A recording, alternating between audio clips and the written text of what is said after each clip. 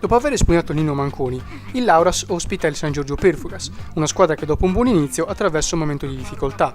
La nuova capolista dovrà fare a meno di 3 elementi importanti come Carta, Cassita e Semerano. Gli Smeraldini, che di colpo hanno perso primato solitario e imbattibilità, giocano a Ploaghe, partita che può rilanciare una delle due squadre, reduci dalle ultime giornate negative. 2 assenze, una per parte, Pitalis per il Pluvium, Roselli per il Limbara. Il Codrongianos, terza forza del campionato, ospita lo Stintino. Sarà certamente una partita spettacolare tra due squadre tecniche, veloci e potenti allo stesso tempo. Gara dal sapore speciale per Federico Fiori, bomber di casa, che la scorsa stagione si è messo in mostra proprio con la squadra allenata da Vincenzo Valente.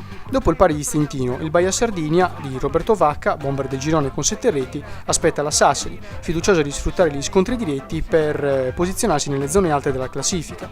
Sassari che vuole invece dare continuità ai risultati dopo 2 vittorie consecutive.